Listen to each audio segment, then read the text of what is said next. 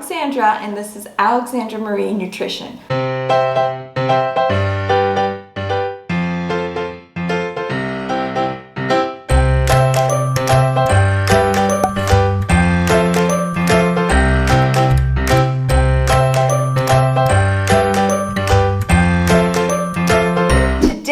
Sharing with you how I created my work from home office in a small space.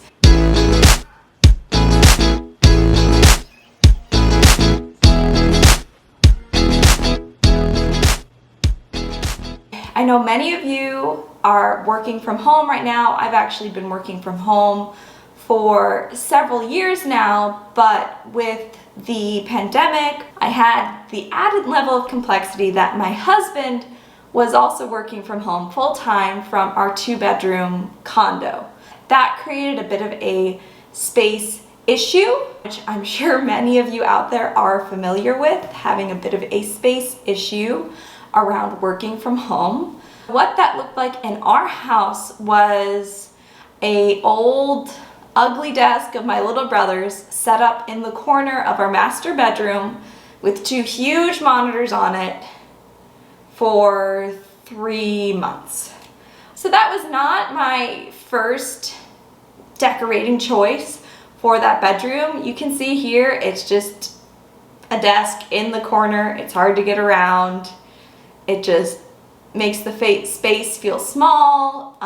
It just really wasn't ideal, and obviously that's what we had to do, and we just didn't have time to really figure out a better solution at that point. Fortunately, my husband's in a position now where he can go back to the office to work, which just is a much better option for our family, but we still, given the unpredictability of how things are currently, we wanted to be able to have a more aesthetic and sustainable work from home option. What inspired this IKEA hack actually was a channel that I really like. It's by Alexandra Gator. She has a channel called Make My Space Work, which is all about making small office spaces work. So if you want more decorating inspiration, definitely check her out, because she's actually like a professional. So she gave me the inspiration to use a folding desk in a small space. So another thing you guys might not know about me is that I love IKEA. I actually am Swedish. My dad was born and grew up in Sweden, and I have a dual citizenship with Sweden. And I realize IKEA isn't Sweden, but it's as close to Sweden as I can get in Phoenix, Arizona, so I feel like it's a way to connect to my culture. I also just love their practical design, their affordability, and I love putting their furniture together. I realize this is not common. I think most people don't actually enjoy assembling IKEA furniture. So I saw this product, which is the EVAR storage unit with foldable table, a relatively new product. I don't know if you can see it. I'll put a picture as well. I saw this and I thought, wow, this could be a really cool option for a desk. So I bought one for our house, and now my son's awake. Hi. Hi, honey. Are you done napping? And we're back. So what was I talking about? So I thought this table would be great. Originally, I thought I could just buy it, put it together. It's like unfinished pine. The bed in our master bedroom is like an unfinished birch. So I was like, great, unfinished wood, it'll go together, it'll look great. This is gonna be super easy. I'm so excited. So I bring it home. I put it like in the bedroom just to look at it, and my husband comes home and he says, no, this isn't gonna look right. We need to paint it white. And so you can see in my master bedroom, I have this other dresser and this other nightstand, which are also from IKEA, which are also the EVAR line, that were the unfinished pine that I then painted white. So that was another IKEA hack I did a few years ago. Needless to say, this project was getting a little more complicated. A side note, back when I did my last IKEA hack, I was pregnant at the time, so I was being super cautious about my toxicity exposure in home decorating projects, which I definitely still recommend, especially if you're pregnant or just have, you know, any other health concerns. It can be really good to avoid toxic exposures. Like, that's good for everyone. But, you know, to be realistic, it's one thing if you're covering your entire house with a product, but if it's a small project and you're working on it outside, a lot can be accomplished with just using protective equipment. So that's what I chose to do with this project. I didn't go way out of my way to find like a non-VOC, non-toxic stain, or the same for paint. I just got what I could get at Home Depot. The plan was this project was going to be quick and easy, and I didn't want to wait to order special products. So I was just very careful to wear my full respirator, which I recommend everyone. Obviously now those are hard to come by, but they're really worth having around the house because you never know when you might need that level of protection. They're great to just have to use for projects.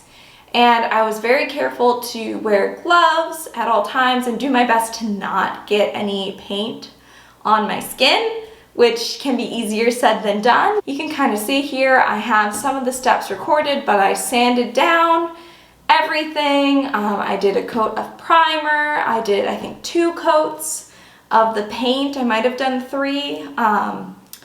And that was pretty much it. I will say that this project, I decided to work on it in July in Phoenix, Arizona, where I live. So it was above 110 degrees pretty much every day I was working on this project. So that shows how committed I was to making our bedroom more functional. Definitely, if you can do this project when there aren't extreme weather events occurring where you live, that might be a good idea. So after I painted, then I did the staining for the top of the desk and some of the shelves because I didn't want to have a white desk surface because I was worried that the paint wouldn't be super durable. And I thought it would just give more depth to the piece if the desk itself was dark, because when it's folded, you don't actually see, like, from the outside, everything was gonna look white, and then when you fold it down, there's this nice, rich, dark desk top, which I thought would be a nice design choice. And then we got to needing to seal the desk, which is when the project started to go a little bit south. It's also coincidentally when my husband became involved because I didn't want to work with polyurethane. In his defense, I didn't adequately do the research on what the best method would be for applying the kind of finish we wanted on the desk surface. And so we just bought a can of polyurethane and he tried to just paint it on, and it looked terrible. It looked absolutely horrible. We were not happy with it at all. So that led to a few days of depression. Not serious depression, but, you know, a few days of not being sure what to do and debating about whether to scrap the whole project, to start, like, just go buy a new one, to burn the thing, I think that was proposed, to simply live with it and just hate it but deal with it, or to sand down everything that had been lacked, that had polyurethane applied, and start over. So we actually watched this great video about how to seal wood. I'll link it here. I think I can do that somewhere. Which I would really recommend you watch before you decide to seal a piece of wood you're working on, because it's really helpful to understand what the best method might be for you. We settled on a spray polyurethane. I didn't choose this originally because, again, I don't like using aerosol spray sort of things if I can avoid them, just for their environmental impact. But to preserve my marriage, I will cause a little bit of environmental harm. So that's what we decided would work best. And my husband, bless him, went through and spent the few hours in the 110, 15 degree heat to sand down the polyurethane. And that you really do need a good quality respirator, because polyurethane dust is like toxic and bad, and he did it out in the garage, and you know, like wash your clothes before you come inside, all of that, be careful. But we did that, and then we did the spray on polyurethane seal for the desk surface, and it looked great. At this point, we're trying to put the desk together in our room, which is when my husband realizes that one of the legs, like one of the side legs that I had painted and sealed, it kind of looks like a ladder, was super, super, super, super warped. Like, I can't do it, but it was like super warped. So that wasn't really gonna work. Of course, since I had gone through the struggle of purchasing, painting, sanding, and painting that particular piece, I was pretty adamant that we were gonna just use it and put a little pressure in there and it would work. Of course, when trying to do that, we actually broke one of the other shelves. Luckily that was repairable. But again, the project was kind of going to a dark place. So, and I'm sharing all of this with you guys just because if you choose to do a project or a similar one to this, I just don't want you to make the mistakes that we made and go through the heartache that we had to go through to complete this IKEA hack. So needless to say, be sure before you purchase any like EVAR shelving pieces to really like check in the store, because in IKEA there's just like big bays that have them, and there's just like a whole bunch of pieces and you can pick whatever, but some of them are like really warped and some are like pretty straight. So don't pay attention and buy a super warped one and then put all this work into it before you even realize that it's super warped. Or I think I did realize that it was warped. I was just in denial that would be a problem. So I went back to IKEA, got a new piece, repainted it, and then we were done. We installed it and it's been great. So here you can see the finished product. It's really easy to simply take it down and fold down the desk, and then when you're done, you just fold it back up. I specifically picked this desk because you can fit one of the monitors that my husband uses for his work.